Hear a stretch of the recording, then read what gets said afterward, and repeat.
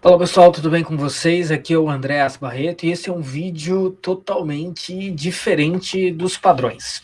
Tá? Ele tem uma pequena contextualização sobre o porquê eu estou fazendo e porquê eu estou soltando ele aí para o público. Tá? Então vai parecer estranho para algumas pessoas, mas vai fazer muito e total sentido para outras.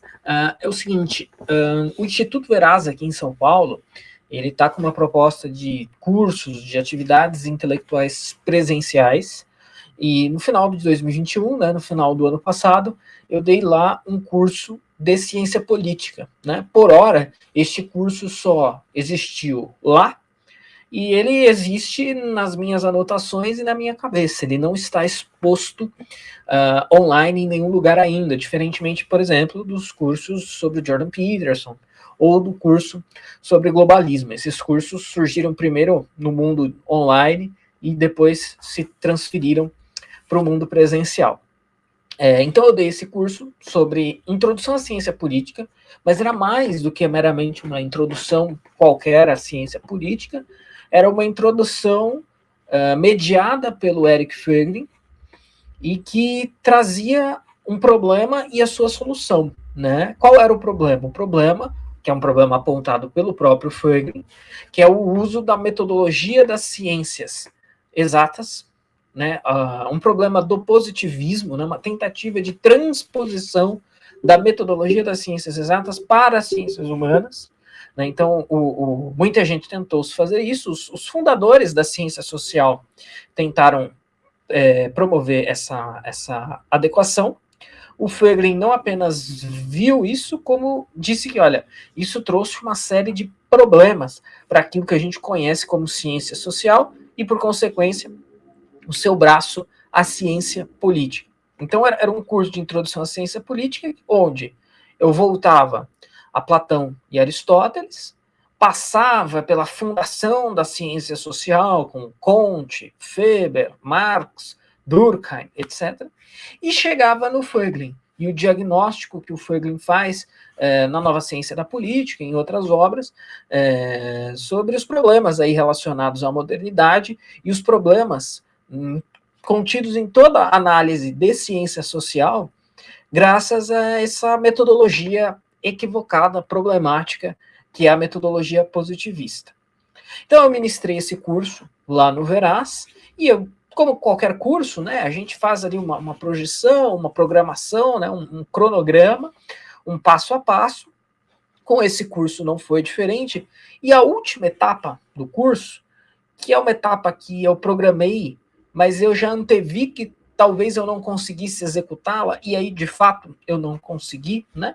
Só para vocês terem uma ideia, esse curso ele estava projetado para ter 8 horas, e, portanto, 8 aulas. Se eu não me engano, era isso. Talvez a memória esteja me traindo, mas eu acho que era isso. E ele acabou ficando em algo em torno de 12 horas, e eu ainda fiquei devendo uma parte, que é justamente a parte que eu quero fazer aqui em vídeo para vocês hoje. Então eu vou estar disponibilizando primeiro esse vídeo para os alunos desse curso, né, aqueles que quiserem. Eu vou colocar o link disponível primeiro para eles, e depois, já que está sendo feito em vídeo mesmo, por que não disponibilizar aí para todos os interessados, potenciais interessados. Então, o curso tinha essa estrutura, e o que eu tinha programado para o final, o que era? Era fazer a leitura, pelo menos da introdução, do livro Ciência, Política e Gnosticismo, do Eric Fögling. Leitura mesmo, nesse caso. Leitura, obviamente que não uma mera leitura, vocês não estão aqui para ouvir a minha voz, evidentemente, mas uma leitura pausada, com análise dos parágrafos, dos pontos, etc. E eu acabei não conseguindo fazer por uma questão de tempo, né? Depois de tanto tempo, as pessoas já também cansadas, né, etc. O presencial tem esse lado, né? E então acabou não dando tempo, e eu estou fazendo agora aqui em vídeo. Eu gostaria, né, isso é um registro importante também, já que nós estamos aqui em vídeo.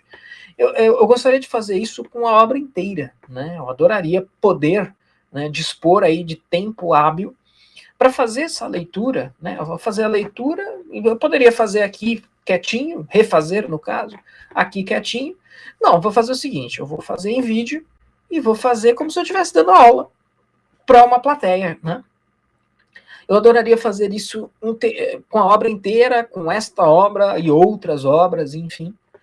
Mas, infelizmente, eu não disponho desse tempo. Estou aproveitando aqui. Vejam, o curso foi lá para, acho que novembro, outubro, não me recordo, e eu só estou conseguindo fazer essa sequela, digamos, do curso neste momento, porque eu estou de férias, né? Então, aqueles que eventualmente gostariam, né, que isso fosse uma possibilidade mais concreta, eu peço aí, apoie as minhas iniciativas, sejam elas quais forem, né? Nós temos lá, para quem ainda não sabe, temos o Oliver Club, né, uma parceria aí minha e do Luciano Oliveira, existe o Oliver Talk, que é um podcast, e existe o Oliver Club, que é a nossa plataforma fechada, onde a gente tem cursos, aulas, materiais exclusivos para os membros da plataforma. Nós ministramos aulas sobre obras clássicas sugeridas pelo pedagogo Mortimer Adler.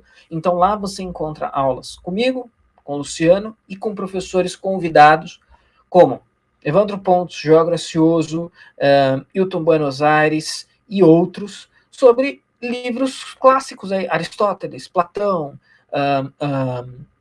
Locke e tantos outros autores clássicos, Hobbes, da política. Lá você encontra aulas sobre esses autores comigo, com outros professores, em uma ordem estabelecida pelo Mortimer Adler. Lê, você tem aqui um projeto pedagógico de 10 anos, aproximadamente. Lê estes livros, pelo menos esses trechos desses livros, e você vai ter uma compreensão maior e melhor aí do que a gente chama aí com tanto, tá, uma palavra tão frequente na nossa boca, né, que é a civilização ocidental. Então a gente tem essa iniciativa lá, eu vou deixar o link aqui na descrição para quem eventualmente não conheça, não faz a menor ideia do que eu estou falando, quem já acompanha o trabalho aí com mais cautela, com certeza ou já está lá dentro ou já conhece, mas aqueles que não estiverem e não conhecerem, podem clicar no link aí. Atualmente nós devemos ter cerca de 120 alunos, eu estou falando aqui aproximado, tá? E quando a gente tiver aí 1000 alunos, a gente consegue criar novos braços dentro do Oliver Club que propiciem financeiramente que a gente faça esse tipo de coisa. Eu estou dizendo tudo isso porque eu acho isso uma atividade muito legal. Eu acho que, falando assim, parece coisa de criança, né? Ah, que legal ir no parque. Mas, na verdade, talvez essa palavra não seja adequada. A leitura de texto, e aí vejam, gente, vejam só, isso não é o que a gente faz no Teatro das Ideias, tá? Que é a leitura aí dirigida de acordo com o Adler. Nós fazemos uma leitura prévia e depois nós damos uma aula de 1 hora sobre aquele livro ou trecho daquela obra clássica. Não é disso que eu estou falando. Eu estou falando de uma metodologia também pedagógica, é uma metodologia de ensino, que é você fazer a análise do texto ponto a ponto mesmo. Tá? Quem gosta de fazer filosofia, né, dessa maneira, ou seja, fazer filosofia por meio da exaustiva leitura e interpretação de textos filosóficos, obviamente, são os franceses. Tá? Então, o jeito de se fazer filosofia na França é muito esse, desde as escolas primárias até o nível universitário. Há outros, e eu sequer estou dizendo que este jeito é o melhor, ou talvez não estou nem dizendo que é bom, mas a minha visão pessoal é que ele é necessário, ele é uma parte do processo, é uma parte do repertório, e muitas vezes quando a gente faz isso com textos filosóficos, porque às vezes você lê, você vê uma coisa, vê um aspecto. Quando a leitura é dirigida, e era dirigida por alguém que já leu aquele texto, e que tem um ferramental maior para interpretar aquele texto, você enxerga também, você enxerga aquilo que você já viu, e você enxerga aquilo que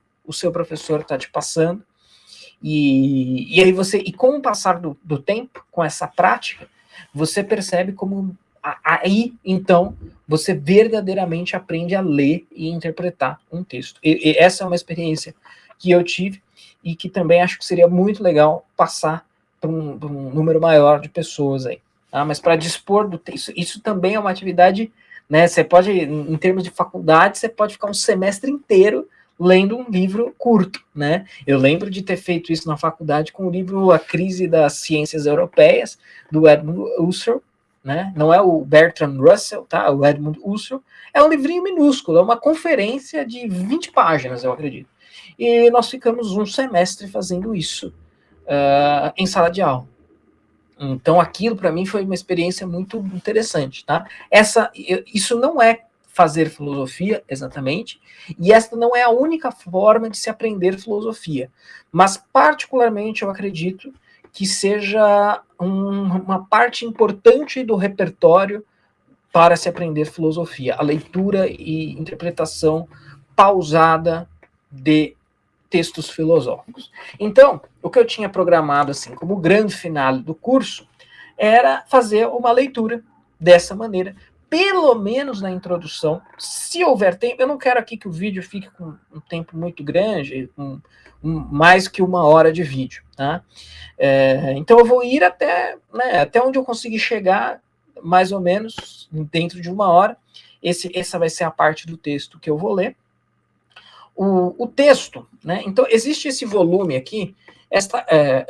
Quem for mais familiarizado sabe que a obra completa do Eric Voegelin está publicada em uma coleção com esta estética aqui, essa capinha azul, etc.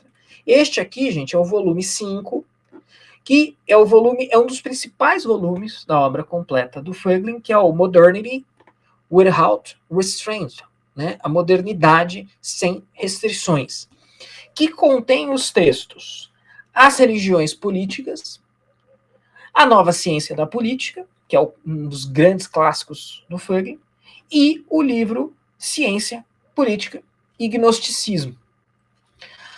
As Religiões Políticas e A Nova Ciência da Política estão publicados em português. As duas edições são relativamente difíceis de encontrar. Eu não estou com elas aqui em mão para mostrar. Vocês provavelmente encontram isso nas versões pirateadas por aí na internet. Então existe o Religiões Políticas, é um livrinho muito curto, publicado pela editora Vega, portuguesa. É possível comprar a edição física, mas é provável que você pague um valor alto. A Nova Ciência da Política foi publicado pela editora UNB em 1978 ou 76, não estou aqui, ou 82, enfim, é uma publicação antiga. Essa sim você vai encontrar muito caro por aí, coisa de com certeza acima de R$100. É um livro que se você encontrar por R$80, R$90, compra. Quando eu comprei eu paguei bem mais barato que isso, mas isso já faz uns 7, 8 anos. Hoje já está aí hiperinflacionado, porque muito mais gente conhece o Eric Voegelin hoje em dia. Então, mas o volume 5 é As Religiões Políticas, A Nova Ciência da Política, e um livro que obviamente está aqui porque tem a temática totalmente atrelada a estes dois, mas que sequer foi publicado em português, que é o Ciência, Política e Gnosticismo. Então, o Ciência, Política e Gnosticismo, você não vai encontrá-lo em português. Pelo menos eu desconheço. Tá? Talvez alguma edição portuguesa que não tenha chegado ao meu conhecimento. É um livro curto também. Também é um livro, não é dos mais difíceis, né? Pelo menos, claro, depende aí do background filosófico de cada um, mas não é um livro difícil, é um livro curto. É um livro, inclusive, que se tivesse disponível em português, poderia fazer parte daquele repertório de, olha, o que eu descobri o Eric Voegelin, o que eu leio primeiro? O Ciência, Política e Gnosticismo poderia ser um dos indicados para esse caso, se ele estivesse disponível em português. Então tem dois caminhos. Você não vai ler se você não se sente seguro, não tem conhecimento, não se sente à vontade para ler em inglês, né? Se você vai pegar alguma edição pirata por aí, ou então você, né, vai encarar a leitura em inglês mesmo, tá? Então, vejam, o Science, Politics and Gnosticism, ele é o segundo menor livro. O maior livro aqui é A Nova Ciência da Política. Esta obra do Fögling está contida nesse grupo de páginas aqui. Deve dar vai da página 251 até a página das 50 páginas, até a página 313. Então são aproximadamente aí 60 páginas, tá? Então, como eu disse, é curto. E quem tiver aí uma compreensão do inglês pode fazer a leitura, caso queira. E um último pequeno detalhe antes de começar a leitura propriamente dita. Um pouco antes desse curso no Veraz, teve um dia que eu estava meio borocochô, meio mal, né? E aí eu falei, ó, quer saber? Deixa eu tirar toda a tranqueira da frente. E quer saber? Para estudar, para ministrar o curso, para dar as aulas do curso, eu vou reler o Science, Politics and Gnosticism do Fögling. E não é que eu peguei para ler e melhorei, gente. Eu estava na bad, estava deprê. Obviamente que o livro não proporciona aí, não estou falando que é para você, se você tiver mal, leia este livro para você melhorar. Não é isso, tá, gente? É que que efeito que surtiu em mim essa leitura? Como era uma leitura que eu já havia feito, de um tema que eu já conheço e domino, mas que eu não me recordava dos detalhes, das minúcias, ao reler, eu pude ter novamente a experiência com a genialidade do Fögling. Né? De bater o olho aqui e falar, caramba, não lembrava disso, é isso mesmo e é genial. Caramba, não lembrava desse aspecto, não lembrava desse autor, né?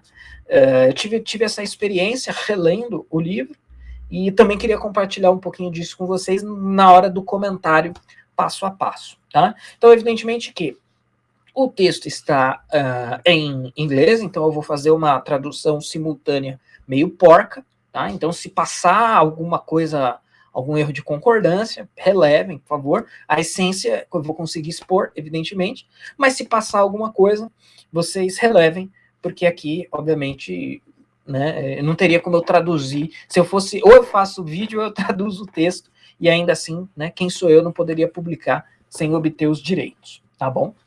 Então vamos lá, gente. Vamos finalmente, depois de 17 minutos de contexto, vamos para o texto. E aí, obviamente, eu começo pela introdução na página 251, onde o Fögling diz assim: o leitor será surpreendido ao ver que pensadores políticos modernos e movimentos foram tratados, foram classificados sob a alcunha de gnosticismo, né? Então, obviamente, o título do livro é Science, Politics and Gnosticism, Ciência, Política e Gnosticismo. Então, obviamente que gnosticismo é um dos temas da obra, e isso pode, de fato, ser surpreendente para algumas pessoas, né, gente? Por quê? Primeiro, a probabilidade da pessoa não saber o que é gnosticismo é bastante grande. Segundo, se a pessoa souber o que é gnosticismo, talvez ela saiba, olha, bom, gnosticismo é uma teoria mística, né? É uma visão mística sobre o mundo, sobre a realidade. Então, a gente tem 2 graus aí, e aí essas duas pessoas vão falar, mas que caso isso tem a ver com política? Né? Então, primeiro, não sei o que é gnosticismo, e isso é uma coisa muito interessante, porque talvez o cara seja até um leitor especializado de ciência política e ele não saiba o que é gnosticismo. Porque o cara que está impregnado pela metodologia positivista, ele talvez nem dê bola para isso. Tá? Eu vou estudar uma teoria mística, uma visão mística do mundo, para explicar a política, para fazer uma ciência política. Para que diabos eu vou fazer isso? Né? Para que eu vou fazer isso? Então, ou seja, é um primeiro caso aí de choque. Tá? Ou melhor, o primeiro não sei o que é gnosticismo, não faço a menor ideia. O segundo, sei, mas sei que é uma coisa da seara mística aí, portanto, e obviamente que isso não pode ter nada a ver com política. É muito interessante que também no Brasil, né, gente, tem muito aquela coisa do argumento ad ignorância, né? O que é o argumento ad ignorância? É aquela ideia de que se eu não conheço, então não existe. Né? Talvez isso afete um pouco mais esse leitor especializado. Né? Como assim eu não sei? Como assim esse tal de gnosticismo é importante se eu não conheço? Se eu não conheço, então não é importante. Né? Isso é um raciocínio que é muito provável que apareça. Mas o próprio Feiglin fala aqui nessa abertura, então, que alguns leitores podem ficar surpresos com a ideia de se explicar certos movimentos políticos a partir da ideia de gnosticismo. Essa linha que eu li para vocês aí, ela está dizendo basicamente isso, né? Talvez até aquele leitor mais versado lembre, e aí ele já está num caminho mais correto, mas ele ainda não é capaz de fazer a associação com a política, ele lembre lá do livro Contra as Heresias, de São Irineu de Leão, né? Onde ele combate a heresia gnóstica, a falsa gnose. Né? Mas mesmo assim, talvez não esteja claro, como eu disse, né, a ponte, o elo com a política. Vamos prosseguir aqui. Aí o Feiglin prossegue. Então, pode ser surpreendente para alguns explicar alguma coisa da política com o gnosticismo, dado que, diz o Feiglin, dado que o estado da ciência nesta área é ainda vastamente desconhecido. O estatuto de ciência desse fato, né, é ainda vastamente desconhecido para o público geral. Uma explicação introdutória não será será bem-vinda, melhor dizendo. Né? Uma explicação introdutória sobre isso será bem-vinda. Então, ou seja, o próprio Feiglin está reconhecendo no próprio momento de redação desse texto que isso não é de conhecimento geral. Né? Então, que o gnosticismo tem um papel a exercer na explicação sobre movimentos políticos é um fato desconhecido. E ele próprio, o próprio Feiglin fala do estatuto científico disso. Né? Então, olha só, existe um problema em torno da ciência que se faz em torno desse fato. Ou seja, a ciência política. Né? A ciência política está com, né, um problema em fazer as suas explicações, porque ela não dá conta de explicar isso. Isso é um ponto muito interessante, porque a obra anterior aqui é a nova ciência da política, onde o Feiglin ele tem a sua contenda, né? Ele tem o seu debate, a sua discordância com o Max Weber. Né? O Max Weber é um grande representante, né, dessa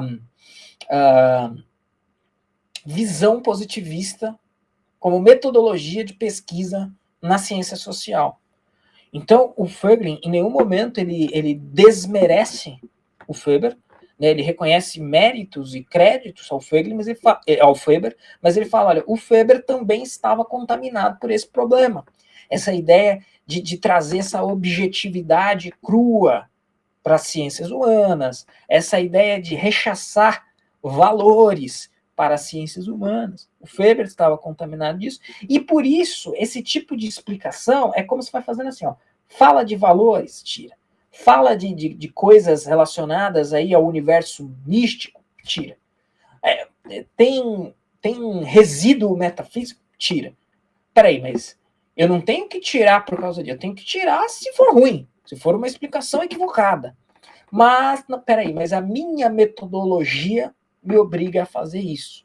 Porque a minha metodologia tem como premissa de partida a ideia, por exemplo, que o âmbito do metafísico ou não existe, ou não pode ser estudado cientificamente, então ele precisa ser descartado de uma maneira ou de outra. Então isso trouxe certos problemas, e o problema de ignorar o papel do gnosticismo na explicação de certos movimentos políticos, como é dito nesse primeiro parágrafo, logo de cara, tem a ver com esse problema. Eu não vou dar um destaque muito grande nisso, né? Daqui até o final do vídeo, eu vou falar muito provavelmente mais do gnosticismo em si, e não dessa problemática metodológica, mas fica aí, né, o registro para aqueles que tiverem, com certeza, quando eu jogar isso aqui aberto no YouTube, por meio das pesquisas, alguém estará vendo isso aqui, não porque por qualquer outro motivo, mas porque está tentando entender o Eric Fögling, né? Então, estou fazendo essa ponderação. Prosseguindo aqui. A ideia de que uma das principais correntes de pensamento europeu, especialmente alemão, é essencialmente gnóstica, soa estranha hoje. Mas essa não é uma descoberta recente. Esse é um fato interessante da gente dar uma pequena ênfase aí, e aí já pensando um pouco na pessoa que está mais intimizada com o Fögling, com essa leitura. O Fögling é o que fala do problema gnóstico, vamos dizer dessa maneira primeiro. E na verdade não. Outros autores já haviam tratado disso. Tá? E o Fögling é muito honesto aqui nessa introdução, ao falar, olha, outros já falaram do tema, e eu vou citá-los aqui, e ele de fato cita. Tá? Então, a questão do Fögling não é o ineditismo em trazer o elemento gnóstico como explicação de certos fatores. Tá? Até cerca de 100 anos atrás, os fatos eram bem conhecidos, né? Os fatos em questão eram bem conhecidos. Em 1835, apareceu a obra monumental de Ferdinand Christian Baurs, chamada Die Christliche Gnosis, a gnose cristã. Traduzindo aqui, tradução do alemão, tá, gente? A gnose cristã, ou a filosofia da religião, né? Uma coisa nesse sentido. Então, ou seja, mas o que fica aqui o Fögling está falando, em 1835, este Ferdinand Christian Baurs escreveu uma obra monumental tratando do tema do gnosticismo.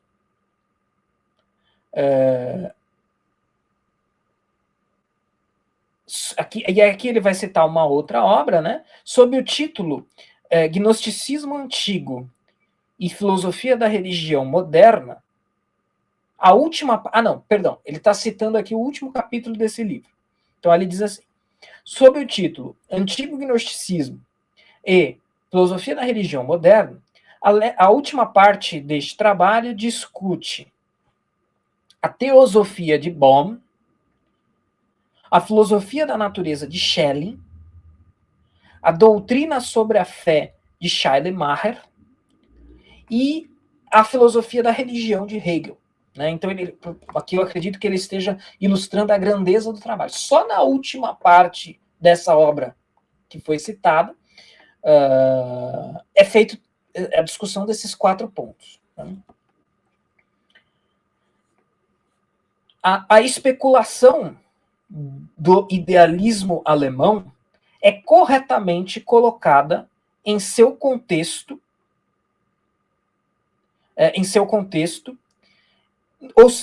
ou seja, no contexto do movimento gnóstico desde a antiguidade, né? Então, também lembrar aí algumas coisas. Primeiro, o Fögling está exaltando aqui o fato de terem inserido o idealismo alemão dentro desse contexto gnóstico, porque está, né? E, assim, aqui é citado Schelling, é citado Bohm, Schelling, Schleiermacher e Hegel.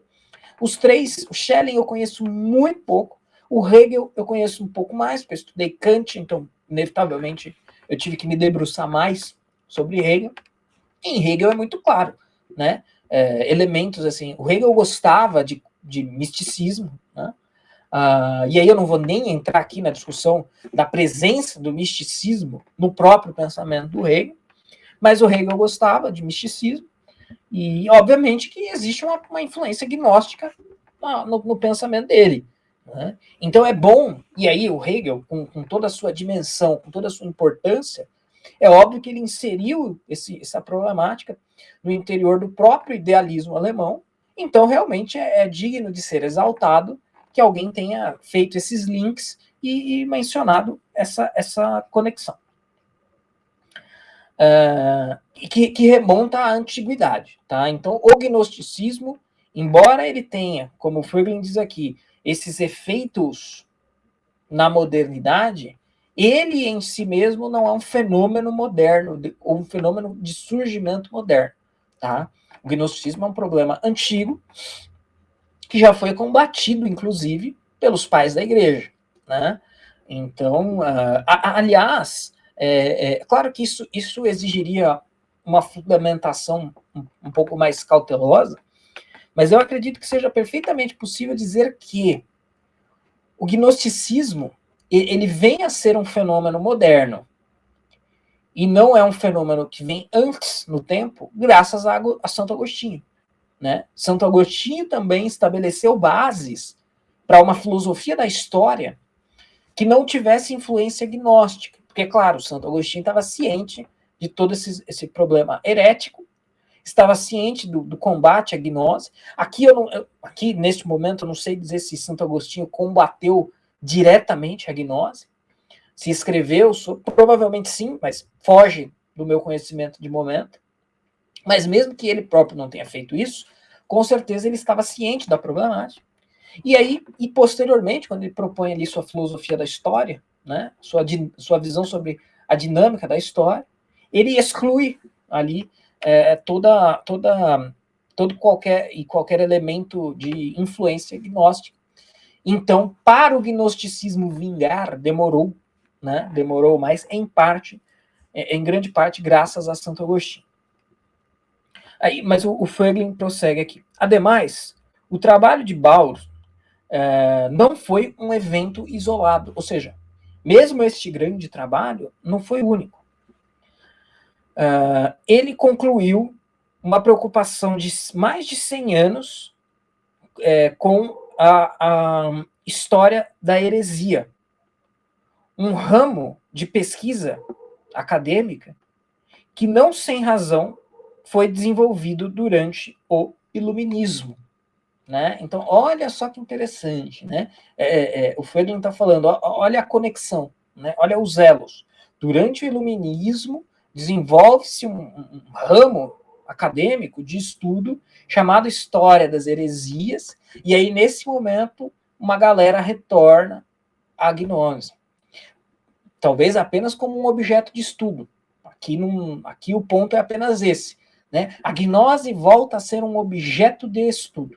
Ninguém está falando, pelo menos por enquanto, de partidarismo, né? de adesão. Não. Olha, no Iluminismo surge uma história das heresias e, por consequência, então aqui, o Bauer, né, que é o citado aqui pelo Fröbel, escreveu essa obra em 1835, falando de gnosticismo. Só que 100 anos antes havia sido feito cadeiras acadêmicas de história da heresia. Né? Então, lá no seio do Iluminismo, a galera foi sassaricar na antiguidade e nas heresias, e, portanto, na gnose. Aqui prosseguindo, né? E devo mencionar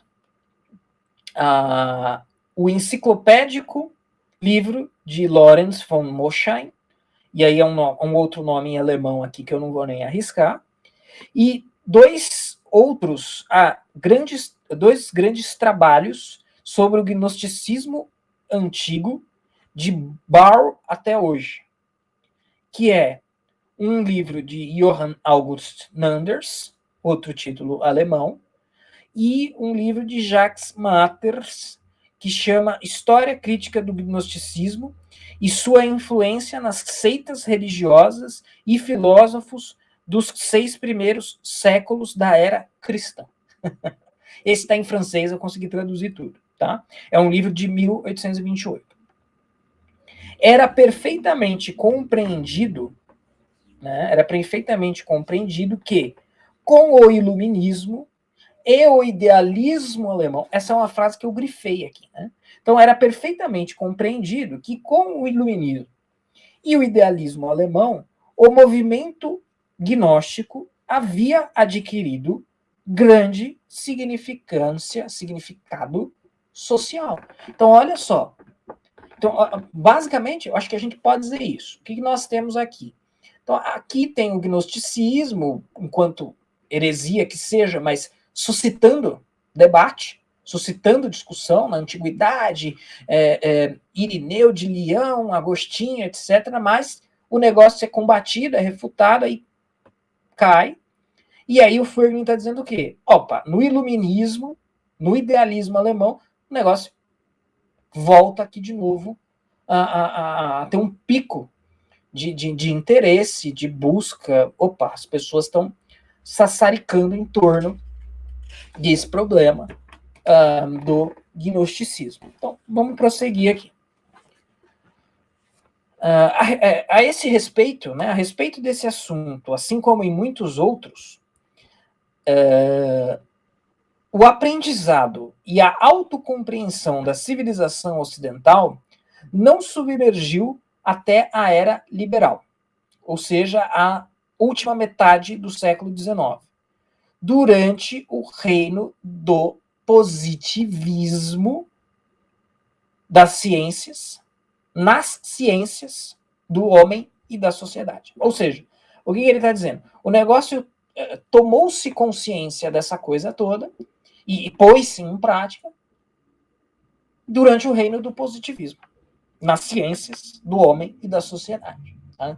Então, veja, isso aqui é um ponto interessante, porque vocês têm o contexto que eu coloquei anteriormente. Né? O Furgling está tendo esse debate muito ríspido com o positivismo.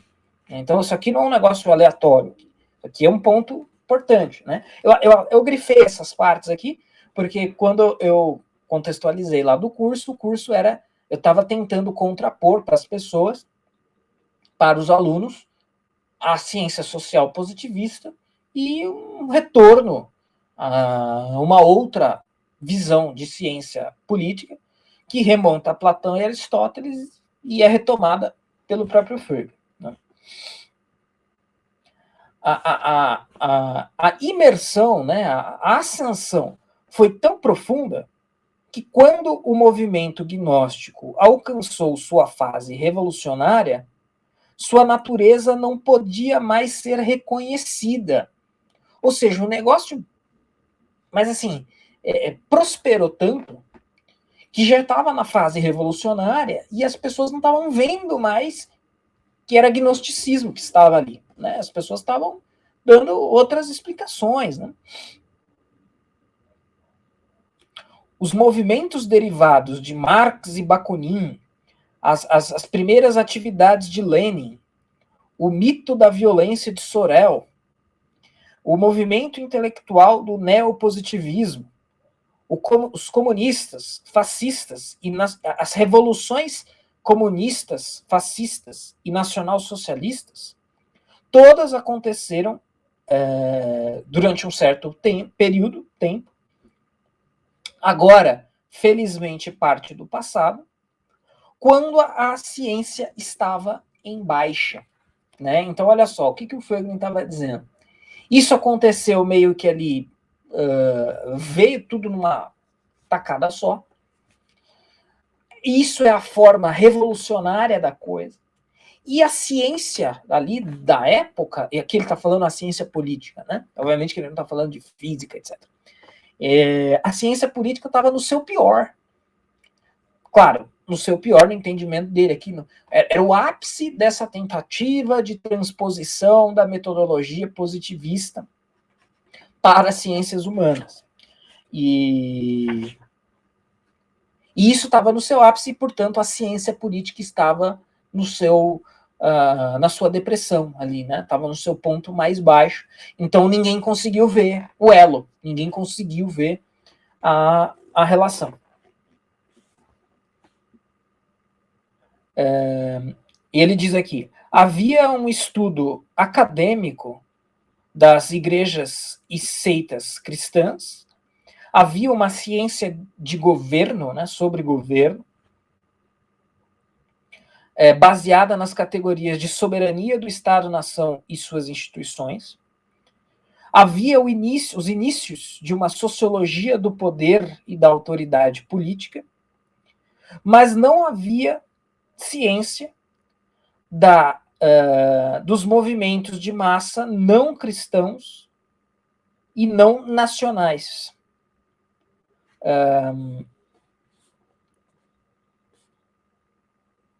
No qual a Europa de Estados-nação cristãos estava no processo de erodir. Então, o que ele está dizendo aqui? O pessoal estava prestando atenção em coisas que não podiam explicar esse problema, né? E aí, né, uma contextualização aqui do Feiglin. Isso é uma coisa que vocês podem absorver nas reflexões autobiográficas. O Feiglin, ele tinha uma profunda erudição a respeito de sociedades, de civilizações do passado, né, enfim. E ele era alguém que fazia e valorizava muito a transversalidade desses temas. Então, ó, isso aqui aparece nos zoroastrianos e aparece aqui no Império Bizantino. O Feiglin era o cara que tinha conhecimento, tinha capacidade de fazer essas ligações e criar essa transversalidade. Só que ele está falando aqui o seguinte, olha, você tinha certos movimentos acontecendo em estados europeus cristãos e você não tinha ninguém com conhecimento e capacidade de fenômenos cuja explicação não estava ali. E aí, gente, o que só para contextualizar, não vai ter como fugir disso. O que é a ciência dura, né, gente? Claro que eu não vou resumir aqui toda a ciência dura, né? Mas a ciência dura, por exemplo, uma coisa que o cientista característico, o cientista moderno faz, é catalogação, né? Catalogação, ele vai lá e cataloga. Né? Pensa aqui no biólogo. Claro que um biólogo não faz só isso, tá, gente? Mas vocês estão entendendo. O médico, o que há, né? Uma catalogação de patologias, por exemplo. Então surgiu aparentemente uma doença nova. Um médico, um cientista médico, vai lá, ó, tem essa e essa característica, vai ter esse nome, eu vou incluir aqui num índice de doenças. Então. E pronto. Quando isso é feito, eu fiz ciência. Né? Eu fiz ciência. E não é exatamente mentira, não é esse o ponto aqui. O ponto não é dizer que isso não é bom, correto, funcional. Não é esse o ponto. O ponto é, quando... Estou colocando aqui um exemplo pobre, mas que eu acredito que seja justo para entender. Quando você transpõe essa lógica para as ciências humanas, e especificamente aqui, a ciência política, e aí, quem estiver assistindo aí, que for do direito, principalmente do direito, que é onde você vai ter uma proximidade maior, talvez você vai ter uma disciplina de ciência política ali por um semestre. Normalmente, o que vai ser essa aula de ciência política para você? Vai ser isso, gente. Vai ser, na aula de ciência política, o que você vai aprender? Você vai aprender o que é anarquia, república, democracia, aristocracia, oligarquia. Ou seja, o que você vai aprender?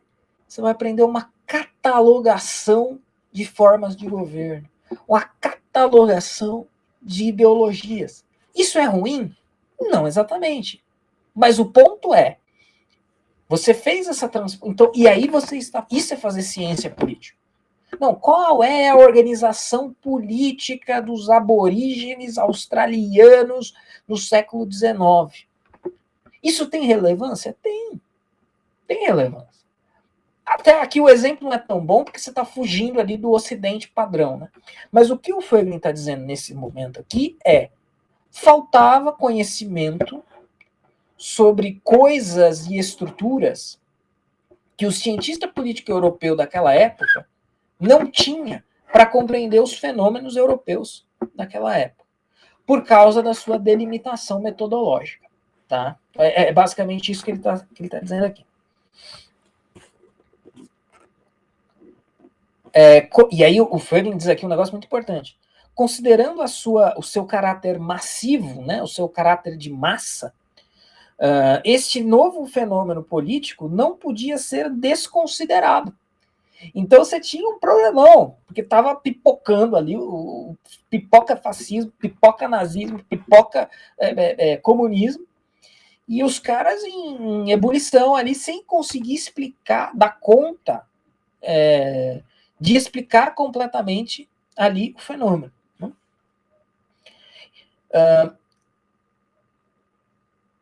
E aí ele fala aqui que um monte de termos, um monte de conceitos, de noções foram cunhados para tentar dar conta disso.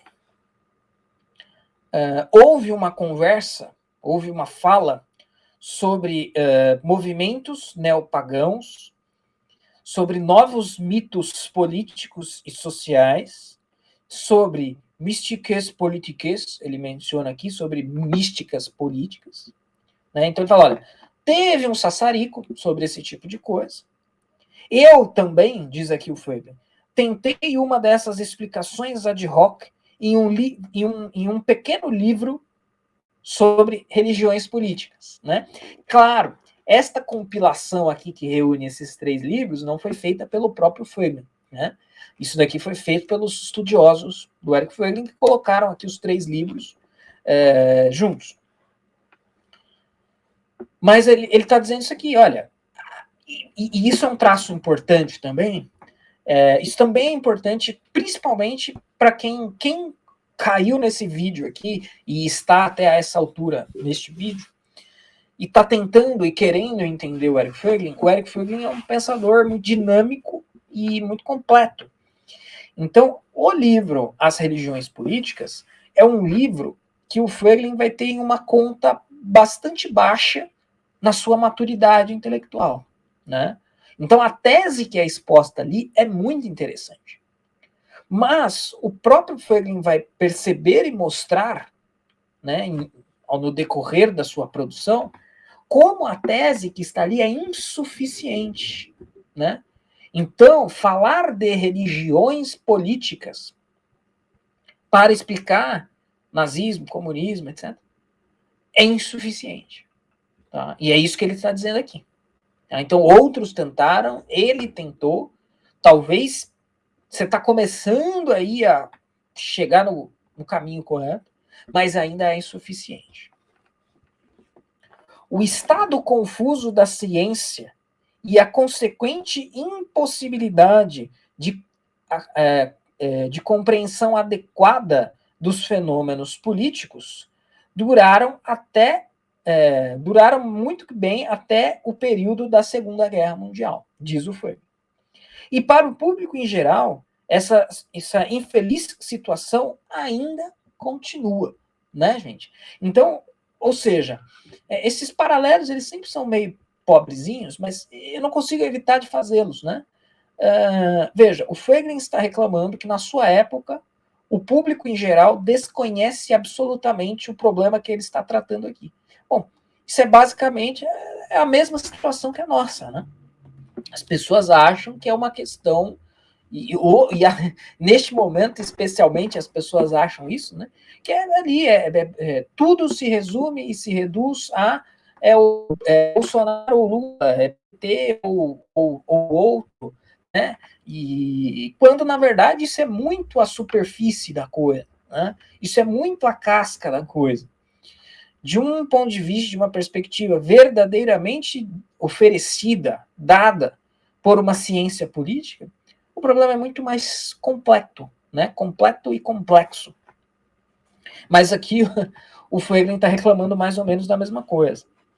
Então ele diz, para o público em geral, essa situação infeliz continua, né? Prossegue.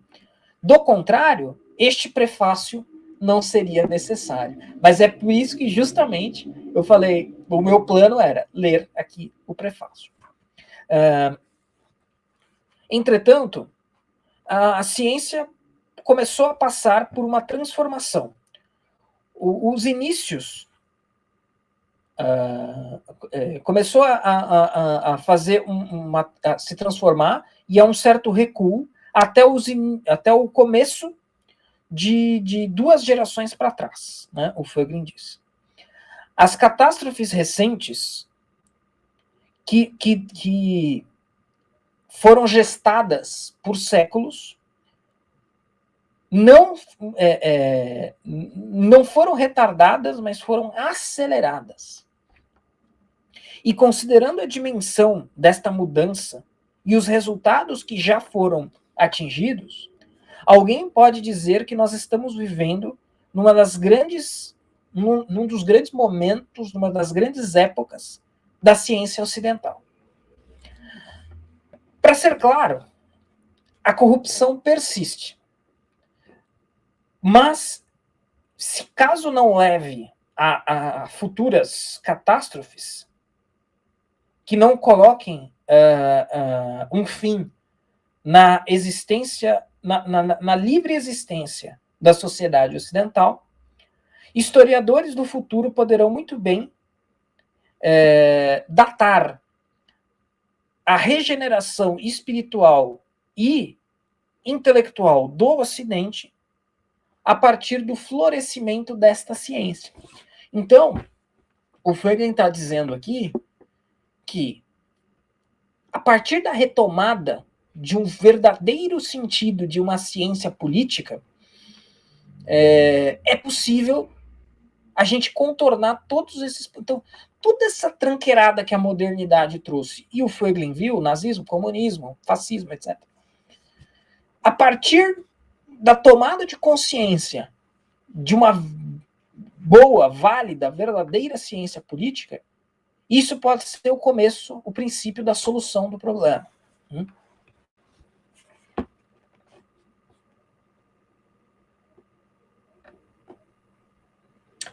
Então ele diz aqui: este não é o lugar, entretanto, para ir até as raízes e ramificações deste fascinante desenvolvimento. O que ele está querendo dizer aqui é o seguinte: não dá para ele revisitar toda a literatura sobre gnosticismo aqui, né? Porque a raiz do problema está aí, mas ele não consegue rever tudo aqui nesse momento.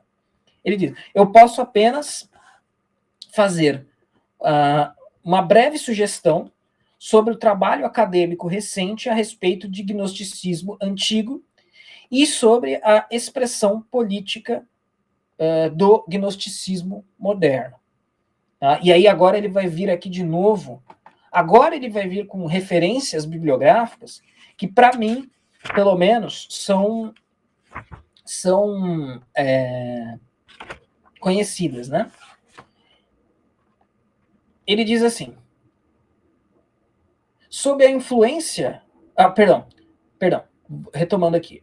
A pesquisa a respeito do gnosticismo antigo tem uma história complexa de mais de 2.000 anos. Então é aquilo que eu falei, ela remonta lá aos patriarcas da igreja, né? Para este desenvolvimento, né, para ter acesso a este desenvolvimento, esse desdobramento, é possível consultar as pesquisas históricas de Wilhelm Bousset, em um livro chamado O Problema da Gnose, é um título em alemão aqui. E então o Voegelin, ele recomenda esse livro desse Wilhelm Bousset, Die Hauptproblem der Gnosis, né? Então aí algo como O Problema da Gnose, e o livro do Hans Jonas, tá, gente? Hans Jonas, esse livro eu não tenho certeza, ele existe em português, se eu não me engano. O livro do Hans Jonas, é que aqui só tem o título em alemão. Eu não me lembro aqui o título em inglês ou em português. O Hans Jonas, gente, eu acredito que seja alguém que a gente poderia prestar uma atenção bastante grande. Porque o Hans Jonas, ele foi um estudioso muito profundo do gnosticismo, recomendado aqui é uma referência para o Eric Voegelin a respeito de gnosticismo. E o Hans Jonas, gente, ele é um cara, ele é um dos cabeças do ambientalismo, tá? O Hans Jonas, ele viveu um pouco mais que o Voegelin. O Voegelin morre em 1985. O Hans Jonas, se eu não me engano, ele vive até 96, 95, por aí. E ele é um dos cabeças do movimento ambientalista. E aí tem umas intersecções interessantes aí. Então, o Hans Jonas é um cara que a gente pode e deve prestar uma atenção aí.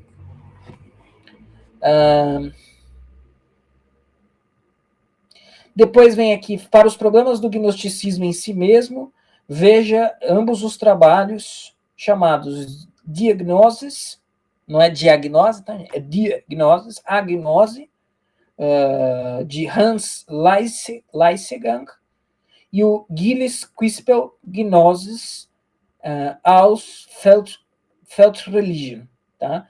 Que é uma introdução concisa por uma das principais autoridades no assunto.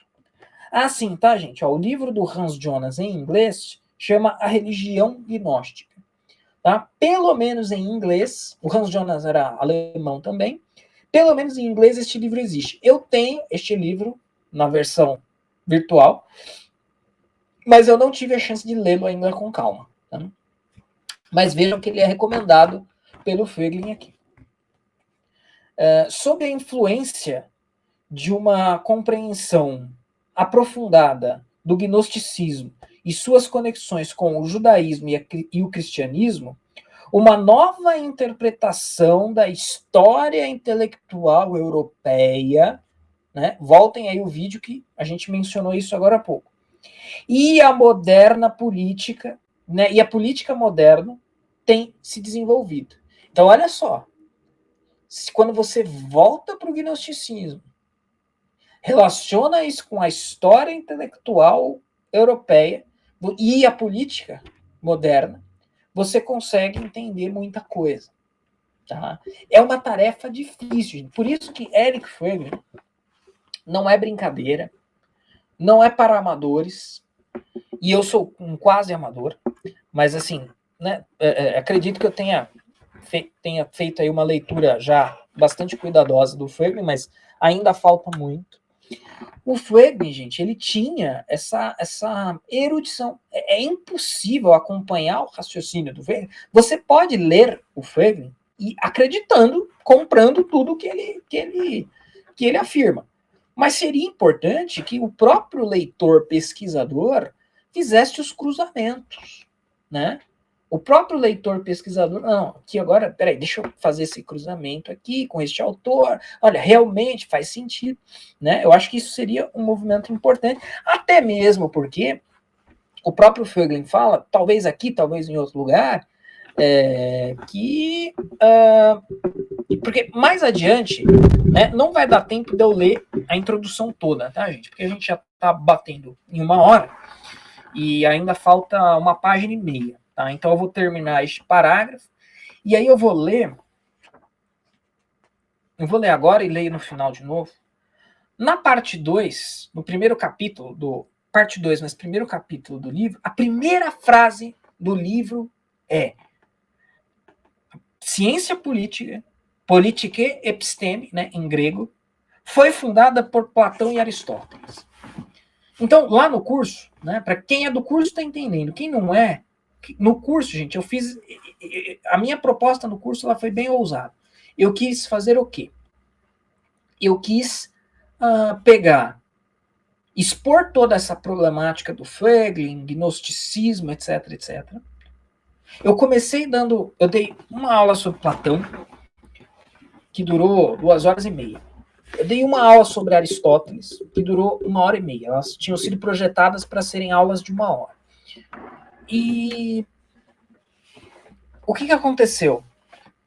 Aí eu fui para a modernidade, eu falei do Comte, falei do Marx, do Weber, do Durkheim.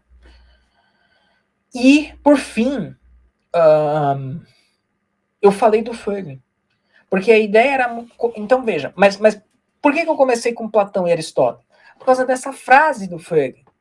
A ciência política ela é fundada por Platão e Aristóteles. E os positivistas rechaçam Platão e Aristóteles. Então eu falei, eu vou começar por onde o negócio começou. Eu trago o Frege e toda a problemática que ele traz, e eu aceno, né? Eu faço um aceno para uma restauração dessa ciência política que o Frege está falando. Se ela foi fundada, se é possível uma politique episteme, uma ciência política, e ela foi fundada por Platão e Aristóteles, é impossível que eu fique ignorante de ambos. Né? Então, por isso que eu quis fazer essa retomada, por isso que teve um mote aí muito específico esse curso. Mas o Frege vai falar em algum momento, não sei se nem se dessa obra, como eu disse, que a gente também não pode ficar parado, porque há elementos, e o próprio Frege diz isso quando ele fala dessa questão do débito com Platão e Aristóteles. Há elementos, obviamente, que hoje escaparam a Platão e Aristóteles, por razões óbvias, né, gente? Por razões óbvias. Platão e Aristóteles tinham ali as figuras e os elementos presentes no seu tempo. Nós temos outros. Então, nós precisamos ser uma parte ativa disso. Então, mesmo o próprio Frege, você pode ler, a gente deve ler livros com diversos espíritos, né? Tem livro que você tem que ler concordando com tudo. Na verdade, ler concordando com tudo quase sempre, né? Você faz uma primeira leitura concordando com tudo, que é para você entender. Mas depois, se o seu interesse é de pesquisador, é de acadêmico, a coisa precisa ser também fazendo cruzamentos, né? Cruzando ali informações, autores, teses, e verificando e acrescentando, né, elementos. Então, isso é algo aí bastante importante também, né? E o próprio Frege dá alguns, claro, outras coisas já foram produzidas a esse respeito, a literatura, inclusive de freudianos, né? Você tem lá o Instituto Frege e outros que conhecem Frege, que se debruçaram sobre Frege, pensando esse tipo de problema. Então você tem novidades, mas a gente precisa adentrar nisso, né? E aí ele cita aqui alguns outros exemplos, né? Ele cita, por exemplo, ele cita o Hans Urs von Balthasar, e uma obra aqui em alemão.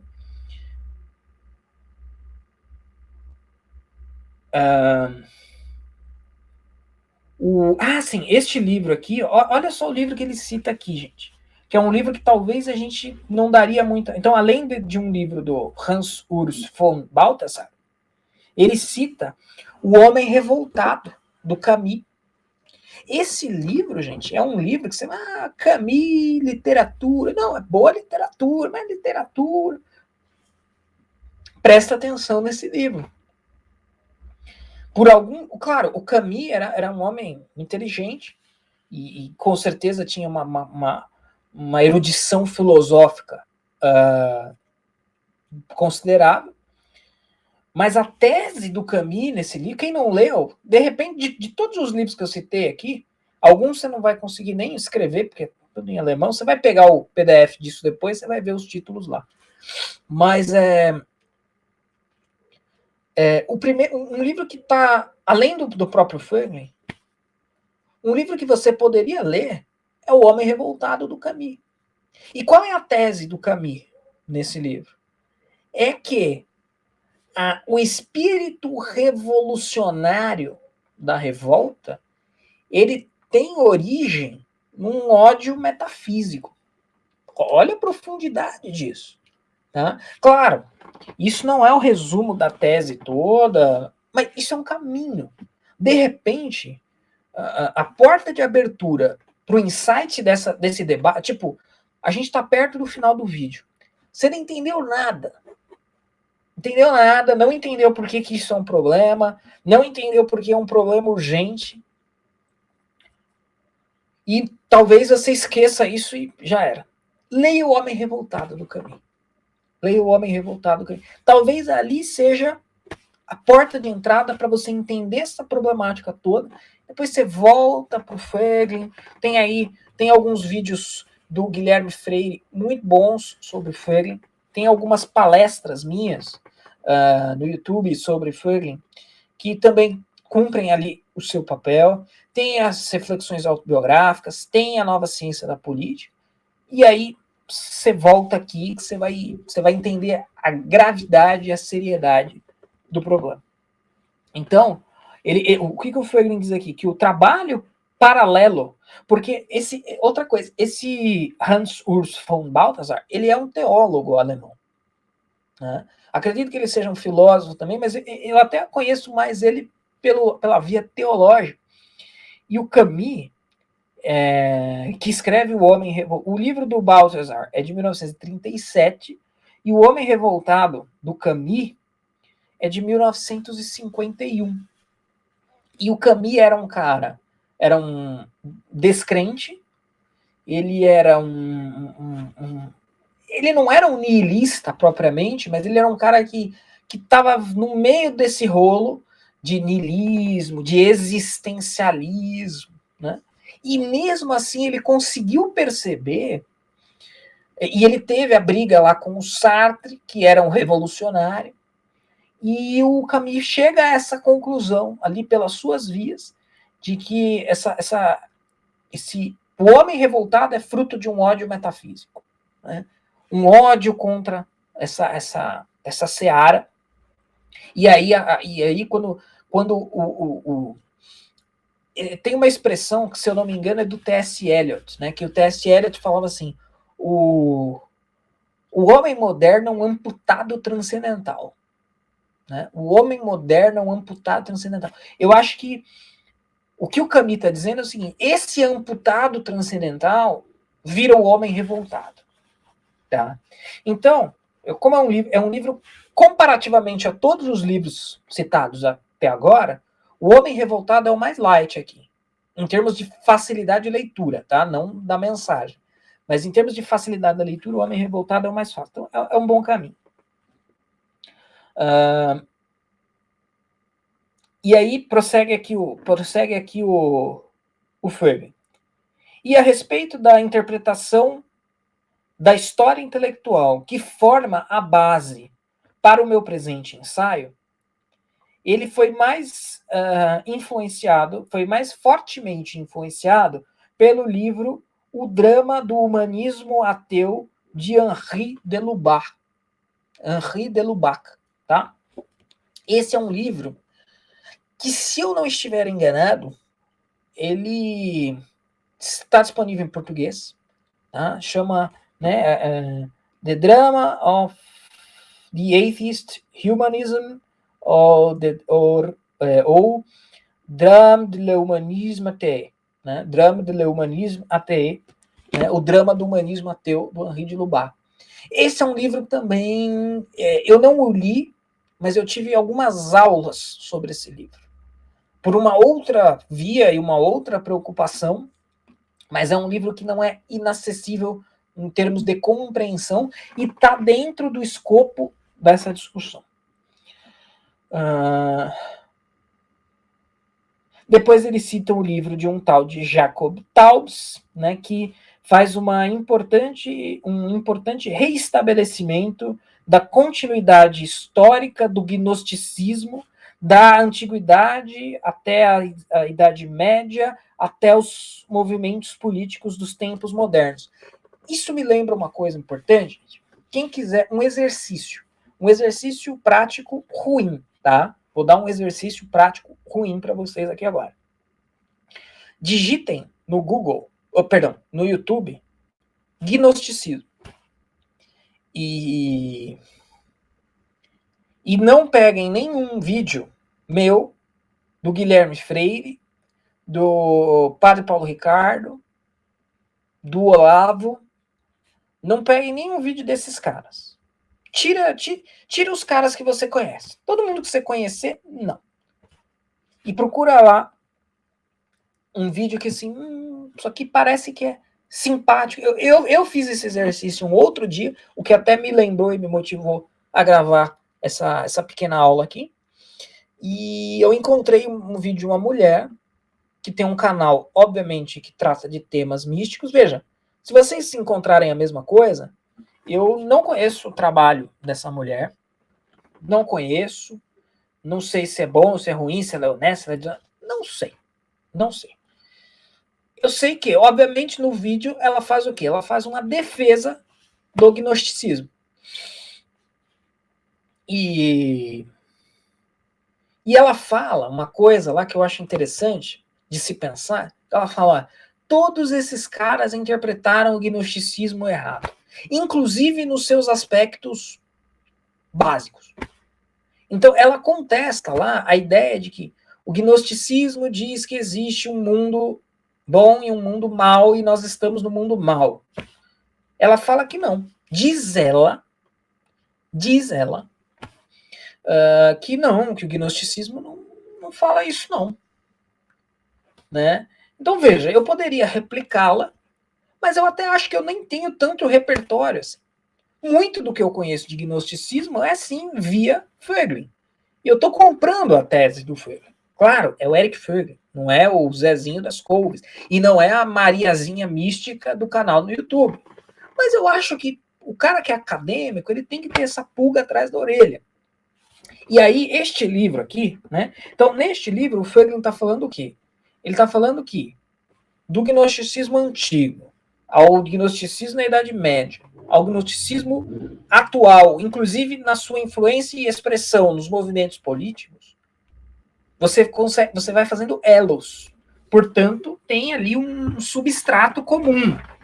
Portanto, a tese dessa mulher estaria equivocada. Né?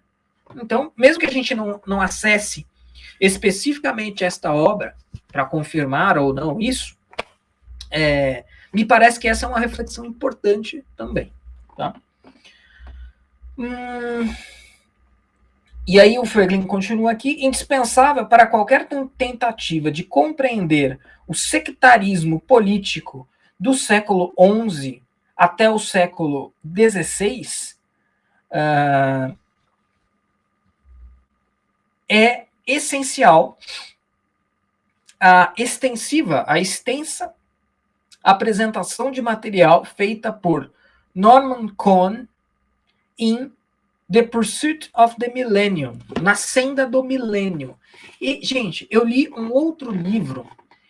Esse livro que o Fögling está citando aqui, ele está numa pilha de livros logo ali. Eu não vou levantar e pegar o livro para mostrar, porque, obviamente, que eu estou aqui de apresentador de telejornal. Eu estou arrumado só da cintura para cima. Mas este livro está ali. É um livro que eu não li ainda, mas ele está ali porque eu preciso lê-lo com urgência. Mas eu li um outro livro desse autor, o Norman Cohn, que é o livro Cosmos, Caos e o Mundo que Virá. Gente, é um estudo, é da época que a Companhia das Letras publicava livro bom. É um livro, se eu não me engano, de 1996, a tradução brasileira. E é um livro, assim, sensacional, onde esse Norman Cohn, ele faz o quê? Ele conta a evolução da ideia de apocalipse. Desde das culturas e civilizações mais primordiais ali, né, primeiras, né, até o cristianismo, ele faz um histórico da ideia de apocalipse, o que existe de substrato comum entre todas essas civilizações e culturas, e detalhe, como isso afeta a política. Isso é tratado muito pouco pelo Cohn nesse livro. Não é o livro Na Senda do Milênio, é o livro Cosmos, Caos e o Mundo que Virá.